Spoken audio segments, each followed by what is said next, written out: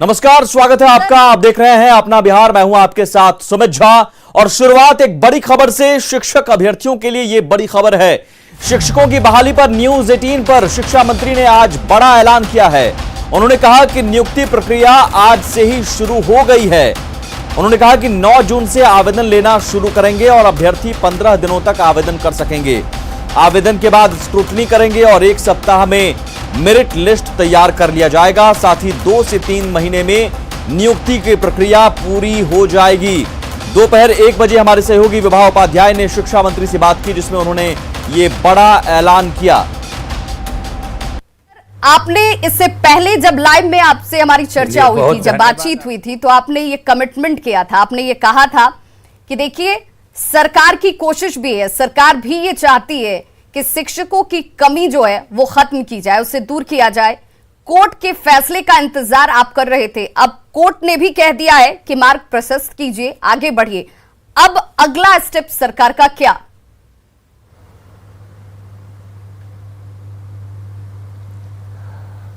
बिल्कुल आपने सही कहा कि हमारा शिक्षा विभाग और बिहार सरकार बिल्कुल तैयार बैठी है इसमें आगे बढ़ने के लिए। और हमने तो यहाँ तक कहा था कि कोर्ट आज इजाज़त दे, हम कल से प्रक्रिया शुरू कर देंगे। और आपने देखा होगा कि कल जो कोर्ट ने आदेश दिया है उसमें उन्होंने कहा है कि सिर्फ विकलांगों की जो रिक्तियां हैं, उनके लिए जो आरक्षित रिक्तियां हैं, उनको 15 दिन का और समय दे दिया जाए कि जो छूट गए हैं वो भी आवेदन कर सकें।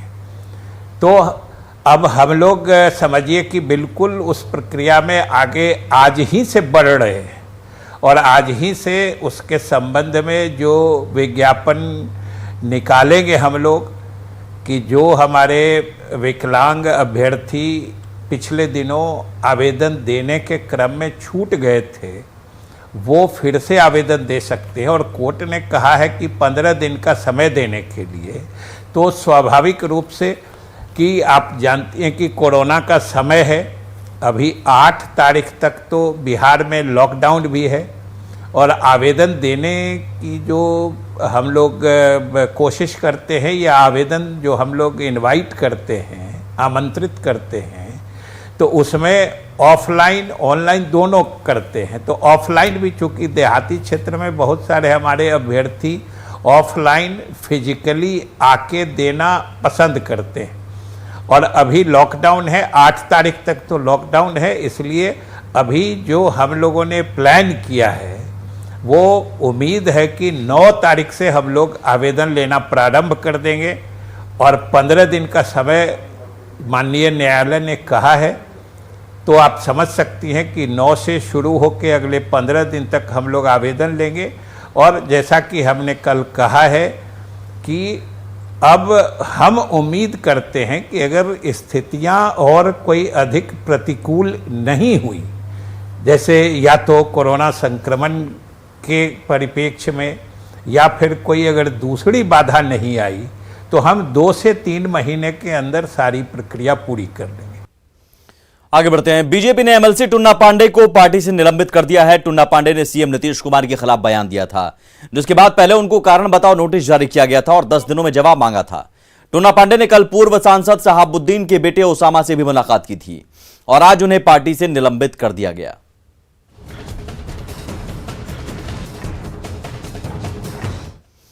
पटना में शराब पार्टी कर रहे 15 युवक युवतियों को पुलिस ने गिरफ्तार किया। बुद्धा कॉलोनी पुलिस ने देर रात एक होटल में छापेमारी की, जहां शराब पार्टी मना रहे 15 लोगों को गिरफ्तार किया गया। गिरफ्तारी के बाद ब्रेथ एनालाइजर टेस्ट के दौरान शराब पीने की पुष्टि भी हुई है। गिरफ्तार 15 लोगों में 3 महिला डांसर भी शामिल हैं। इनके पास से पुलिस ने एक पिस्टल भी बरामद किया है। गिरफ्तार लोगों में एक डॉक्टर का बेटा भी शामिल है। फिलहाल पुलिस इस पूरे मामले की छानबीन कर रही है। होटल है, वहाँ पे छापामारी करके 12 लोग गिरफ्तार हुए हैं टोटल, और इसमें 12 लोग की गिरफ्तारी हुई, जिसमें 4 महिला है और 8 पुरुष है। शराब पार्टी कर रहे थे सर ये लोग? बर्थडे पार्टी मना रहे थे, इसमें दारू वगैरह पिए हैं। सब पूरे नशे में थे क्या सर? नशे में थे, 7 लोग नशे में आए हैं।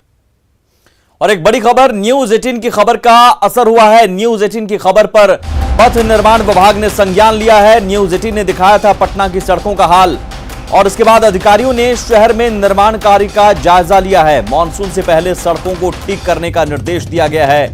बरसात तक कोई नया निर्माण नहीं होगा और नाले के लिए सड़क नहीं काटी जाएगी। हमने दिखाया था कि कैसे कंकड़बाग और कई इलाकों में, कई मोहल्लों में सड़कें खोद दी गई हैं नाला निर्माण के नाम पर, तो कई जगहों पर अलग अलग निर्माण के नाम पर, और उस वजह से गड्ढे कई जगह पड़े हुए हैं। बारिश के कारण ये गड्ढे खतरनाक हो जाते हैं। शैलेंद्र हमारे साथ जुड़े हुए हैं। शैलेंद्र, हालांकि ये हर साल की कहानी है, लेकिन इस साल क्या अब असर दिखेगा? मॉनसून से पहले गड्ढे भरे जाएंगे? बिल्कुल, देखिए अब उम्मीद इस बात की जा रही है कि किसी तरीके से जो गड्ढे हैं सड़क में उसे भरे जाएं, ताकि मानसून आने पर जब बरसात होगी उस वक्त कोई दुर्घटना ना हो। क्योंकि हल्की सी बारिश में पटना पानी पानी हो जाता है, तो ऐसे परिस्थिति में सबसे ज्यादा कहीं न कहीं जरूरी इस बात की है कि जो सड़कें खराब हैं, जो गड्ढे हैं, उन्हें भर दिया जाए। और अभी जिस तरीके से लगातार न्यूज 18 पर खबर दिखाई जा रही थी, पटना के सड़कों का हाल दिखाया जा रहा था और यह भी दिखाया जा रहा था किस तरीके से सड़क निर्माण को लेकर के नगर विकास विभाग और पथ निर्माण विभाग दोनों आमने सामने है। जिसके बाद दोनों विभाग, कहीं न कहीं दोनों विभाग के जो अधिकारी हैं, उन्होंने शहर का दौरा किया है और दौरा करके यह निर्णय लिया है कि जल्द से जल्द मानसून के पहले जो सड़क निर्माण के कार्य चल रहे हैं उसे पूरा किया जाए। और साथ ही साथ उन्होंने ये भी निर्देश भी दिया है कि जो नए निर्माण होंगे या फिर जहां नए प्रोजेक्ट होंगे या नाला निर्माण के लिए सड़क को नहीं काटा जाएगा। तो कहीं न कहीं खबर दिखाए जाने के बाद हरकत में अधिकारी आए हैं और उसके बाद यह निर्णय लिया गया है कि आनन फानन में जल्द से जल्द इस पर कार्रवाई की जाए। और सबसे बड़ी बात है कि जिस तरीके से पटना शहर का भी हाल है, पटना के एक इलाके के नहीं, लगभग 20 से 25 ऐसे प्रमुख सड़कें हैं जिन पर निर्माण कार्य चल रहा है। और आप अभी के मौसम में जब बरसात नहीं है तब उस पर चलना मुश्किल है और ये अंदाजा लगाया जा सकता है कि जब बरसात होगी तब वहां का क्या हाल होगा। और ये खबर न्यूज 18 पर प्रमुखता से दिखाई गई, जिसके बाद दोनों विभाग के अधिकारी हरकत में आए और कार्रवाई का निर्देश दिया है। चलिए, बहुत शुक्रिया शैलेंद्र इस जानकारी के लिए। राज्य में कोरोना के मामले घट रहे हैं, लेकिन लोगों की लापरवाही कम नहीं हो रही है। सारण के गड़खा गांव में बारात में डांसरों के डांस पर सैकड़ों लोग ठुमके लगाते दिखे। इस दौरान वहां मौजूद लोगों में कोरोना का कोई खौफ नहीं दिखा। न किसी के चेहरे पर मास्क था और न ही 2 गज की दूरी का ख्याल रखा गया। डांस का यह वीडियो तेजी से वायरल हो रहा है। हालांकि न्यूज 18 इस वायरल वीडियो की पुष्टि नहीं करता।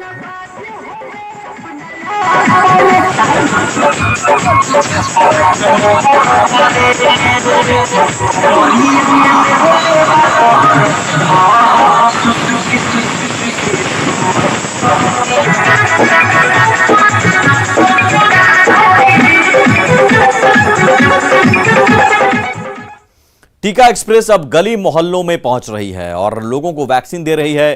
स्वास्थ्य कर्मचारियों का कहना है कि लोग वैन देकर खुद पहुंच रहे हैं और उन्हें उत्साह भी है। टीका एक्सप्रेस के द्वारा अब घूम घूम कर पटना शहर में टीकाकरण अभियान चलाया जा रहा है। इस वक्त हम पटना के शेखपुरा इलाके में हैं और यहाँ हम दिखा रहे हैं कि किस तरीके से टीका वैन यहाँ स्कूल में पहुँचा है और यहाँ पर लोगों का टीकाकरण किया जा रहा है। सबसे पहले यहाँ लोगों का रजिस्ट्रेशन किया जाता है। हम इस कमरे को दिखाएंगे जहाँ पर वैन से उतरकर जो सामान है और जो वैन में जो स्वास्थ्यकर्मी हैं वो यहाँ आते हैं और यहाँ पर सबसे पहले उनका रजिस्ट्रेशन किया जाता है। यहाँ पर काउंटर बनाया हुआ है ताकि जो लोग टीका लेने आएंगे पहले यहाँ रजिस्ट्रेशन कराएंगे और उसके बाद फिर उन्हें टीका दिया जाएगा।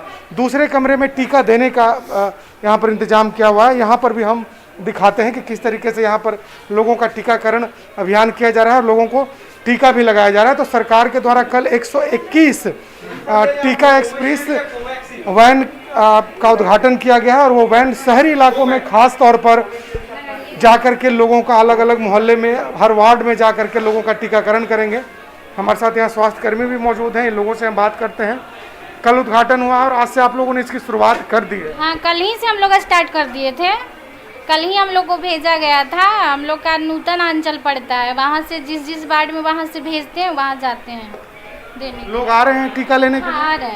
आ रहे हैं लोगों में जागरूकता है? हाँ है, जो जान रहे हैं समझ रहे हैं वो लेने आ रहे हैं। वैन में जब ऑडियो बजाया जाता है, जब गाना बजता है तो लोग उससे आकर्षित होते हैं? हाँ होते हैं। तब ना जानते हैं, तब तो आते हैं वैक्सीन लेने के लिए।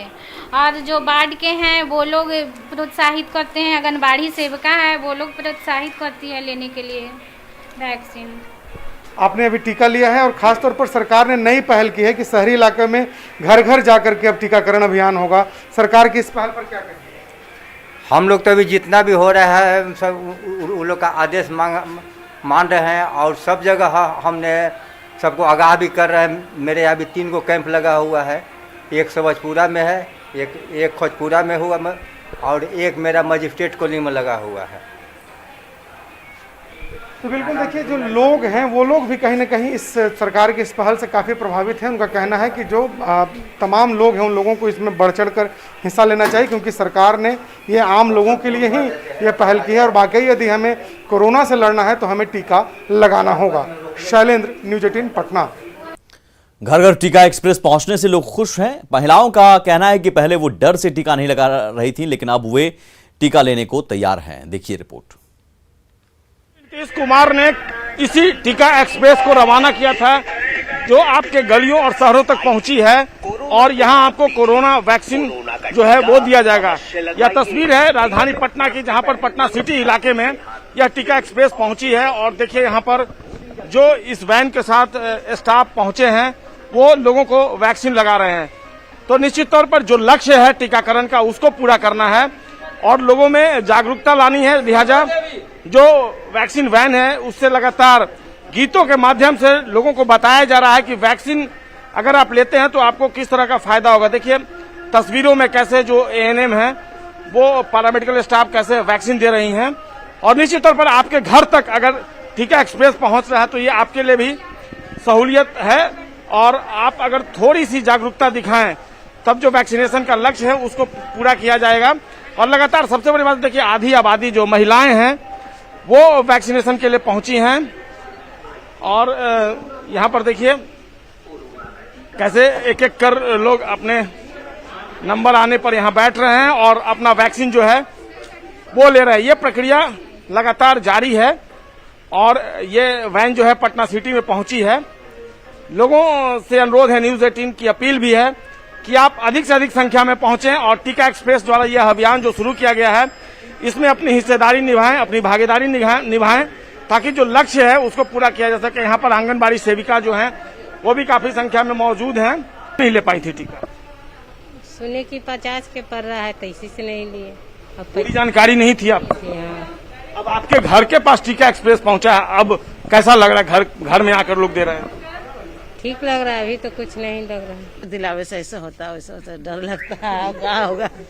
डर से नहीं ले रही थी तो ये डर कैसे दूर हो गया? आ गए, मैं भय छोड़ दिए कि जाओ तो देख के ऐसे भाई था आदमी के कब्बे आइली दिला के चल गई। बिल्कुल आपने सुना, महिलाओं में डर था।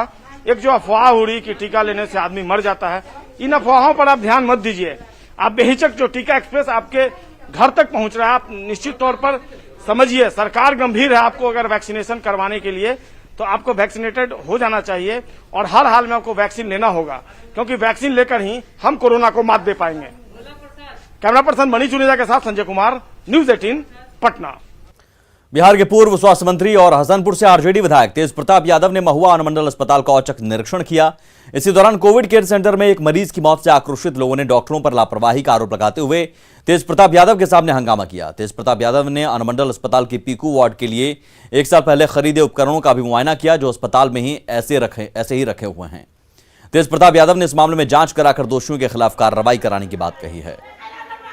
जो है जिसमें शिशु जो बच्चे लोग का जो है, जब बच्चा जो नया जन्मता है उसको सही तरीके से चालू नहीं किया गया। सब सामान है, साधन है, सब चीज़ है, लेकिन पता नहीं यहाँ पे क्यों नहीं चालू किया गया। मरीज के परिजन बोल रहे थे कि उनके साथ यहाँ पर हाँ, उसके लिए हमने निर्देश दे दिया है कि कमेटी बना करके जांच करके जो भी दोषी होंगे उनके ऊपर कार्रवाई करने की।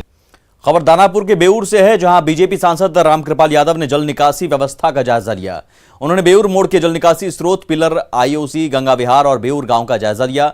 उनके साथ कई अधिकारी भी मौजूद थे। इस दौरान उन्होंने मानसून से पहले जल निकासी व्यवस्था को दुरुस्त करने का निर्देश दिया।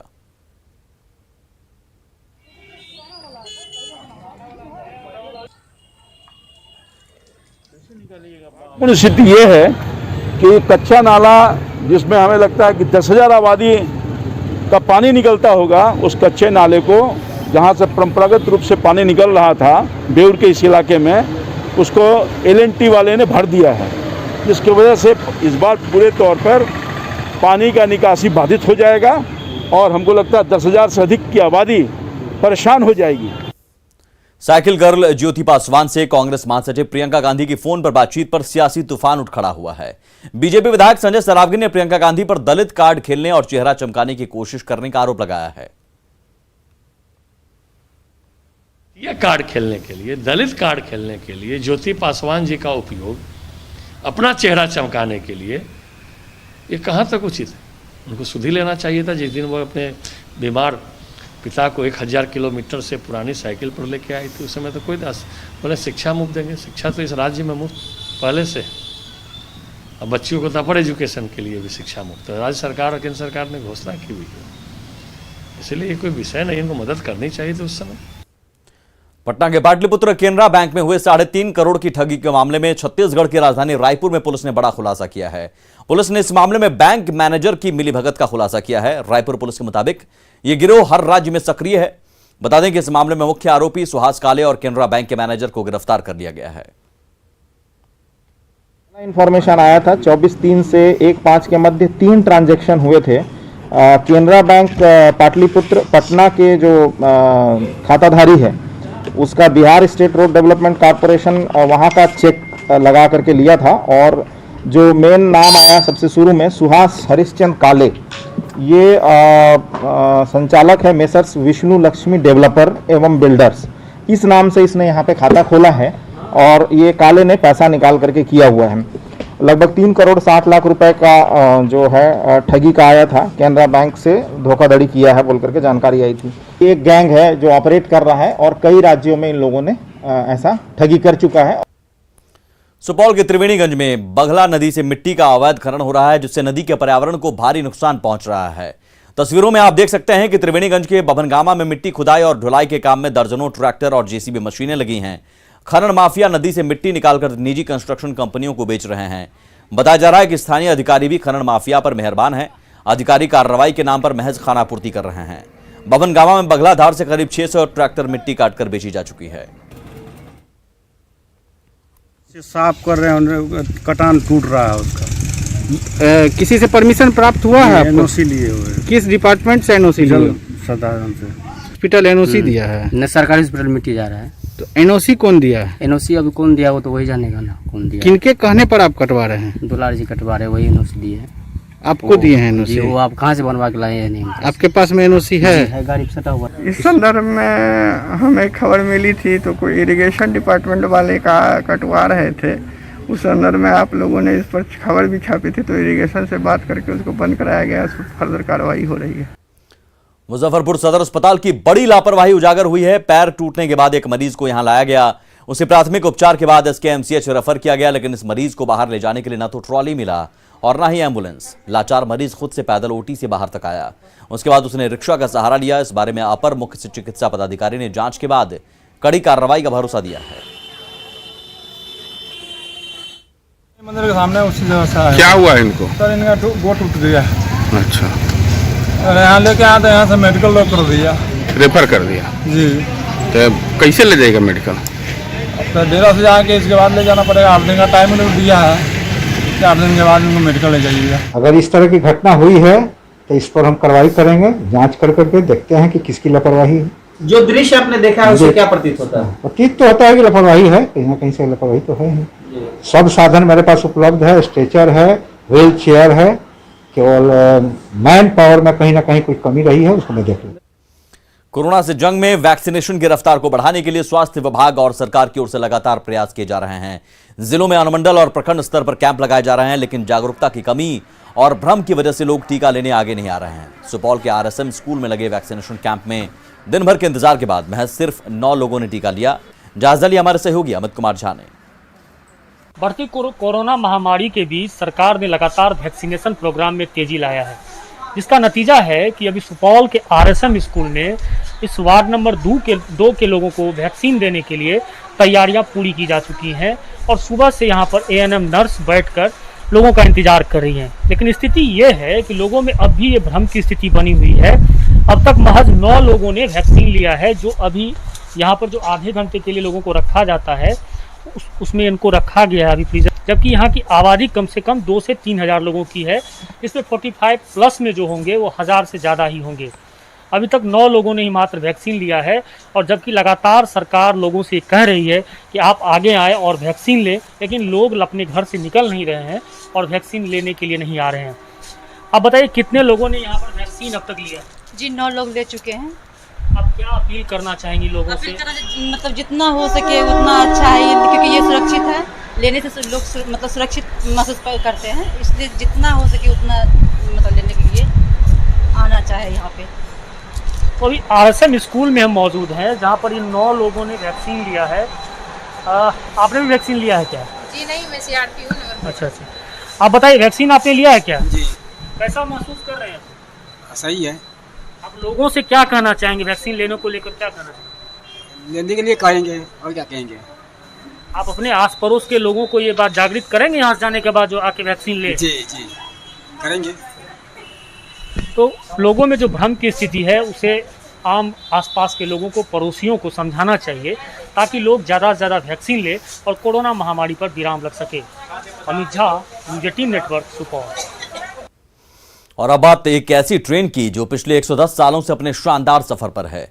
भारतीय रेल की सबसे पुरानी ट्रेन अमृतसर हावड़ा एक्सप्रेस का 1925 में जमुई जिले के झाझा स्टेशन पर ठहराव सिर्फ इसलिए शुरू हुआ क्योंकि झाझा के गुलाबों पर एक अंग्रेज अफसर मर मिटा। Howrah Amritsar mail from Howrah to Amritsar via Varanasi Lucknow has arrived at platform number 3। कृपया ध्यान दीजिए। अमृतसर हावड़ा एक्सप्रेस रात को जब झाझा स्टेशन के प्लेटफॉर्म पर आती है तो इसकी सीटी से ही लोग समझ जाते हैं कि पंजाब मेल आ गई। इस ट्रेन का सुनहरा सफर 1912 में शुरू हुआ जब भारत में अंग्रेजों का शासन था और पाकिस्तान भी हिंदुस्तान का ही हुआ करता था। उस वक्त ये ट्रेन पेशावर तक चलती थी, लेकिन आजादी के बाद यह अमृतसर से हावड़ा के बीच चलने लगी। अपने 110 साल के शानदार सफर पर निकली ये ट्रेन अपने अंदर इतिहास के सुनहरे पन्ने समेटे हुए हैं। इतिहास के उस सुनहरे अध्याय का नाम है झाझा का गुलाब, जो एक अंग्रेज अफसर के झाझा के गुलाबों से अद्भुत प्रेम की कहानी कहता है। जब तक वो अफसर अपने दफ्तर में झाझा के गुलाबों को देख नहीं लेता, तब तक उसका काम ही शुरू नहीं होता। झाझा इलाके में पहले गुलाब के फूल ज़्यादा होते थे और कोलकाता में ईस्ट इंडिया रेलवे का चेयरमैन का ऑफिस हुआ करता था। चेयरमैन के ऑफिस और कार्यालय को सजाने के लिए गुलाब फूल की ज़रूरत है और उसी गुलाब फूल की ज़रूरत को पूरा करने के लिए झाझा स्टेशन पर इस ट्रेन का ठहराव शुरू हुआ, जो आज भी जारी है। गुलाब वहाँ से तैयार कर और ट्रेन पंजाब मेल के द्वारा कलकत्ता भेजा जाता था, जहाँ रेलवे बोर्ड के चेयरमैन के लिए वह सुबह सुबह उनके टेबल पर फूल सजाया जाता था। वक्त बदला, अंग्रेजी हुकूमत खत्म हो गई, अंग्रेज हिंदुस्तान छोड़कर चले गए। झाझा में गुलाबों की खेती भी बंद हो गई, लेकिन अमृतसर झाझा एक्सप्रेस अब भी अपने सफर पर है और अब भी झाझा में आकर रुकती है। अब ये ट्रेन बंगाल, बिहार और यूपी से मजदूरों को लेकर पंजाब जाती है। इन मजदूरों के लिए पंजाब मेल जैसी जिंदगी बन गई हो। जा रहे हैं, किस ट्रेन से जा रहे हैं? पंजाब मेल से जा रहे हैं। पंजाब मेल से भर जलंधर तक जाएंगे। जलंधर तक? हाँ जी, जलंधर से मैं बस पकड़ के मैं रूपेवाल चला जाऊँगा। अच्छा, क्या करने जा रहे हैं वहाँ पर? मैं यहाँ पर जा रहा हूँ जीरी धान धान लगाने के लिए। और इस ट्रेन की खासियत सबसे अहम ये रखती है कि ये ट्रेन टाइमली अपने स्टेशन पर पहुँचती है, जिससे पैसेंजर को किसी तरह का असुविधा महसूस नहीं होता है। जी, बहुत महत्वपूर्ण ट्रेन है। अब भी पंजाब मेल इधर से गुजरती है तो हम लोग को लगता है, चूँकि हम लोग झाझा के नज़दीक है, स्टेशन के नज़दीक, तो लगता है पंजाब मेल जा रही है और पंजाब मेल का एक अलग सा रुतबा ही है स्टेशन पे। Howrah Amritsar mail from Howrah to Amritsar. Amritsar Howrah express के प्रति लोगों का प्रेम यूं ही नहीं है, इसकी साफ सुथरी बॉगी, तेज रफ्तार और सबसे बढ़कर दशकों दशक साथ निभाने का भरोसा इसे भारत की रेल में खास ट्रेन बना देती है। कम दूरी तय करने के लिए इस ट्रेन का सहारा लेते हैं। आज भी यह ट्रेन का महत्व बहुत ज़्यादा है। लोग कहते हैं कि इतनी तेज़ गति से, जैसा कि 130 किलोमीटर प्रति घंटा की गति से शायद ही कोई ट्रेन होगी और इतनी मेंटेन ट्रेन होगी जिस पर लोग यात्रा कर सके। आज भी इस ट्रेन का महत्व काफ़ी है। केसी कुंदन, न्यूज़ 18, जमुई।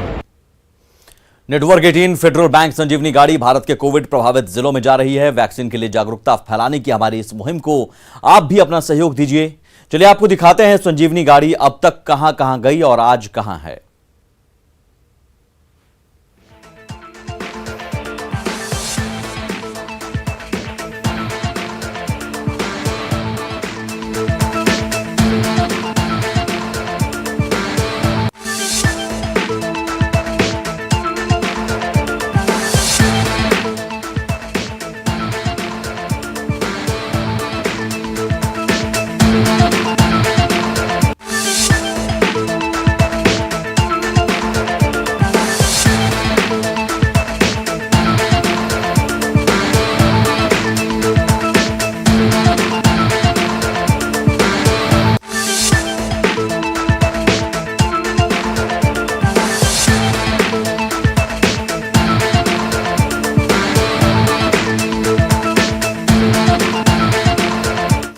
और इसी के साथ इस बुलेटिन में इतना ही। आगे देखिए जोहार झारखंड। नमस्कार।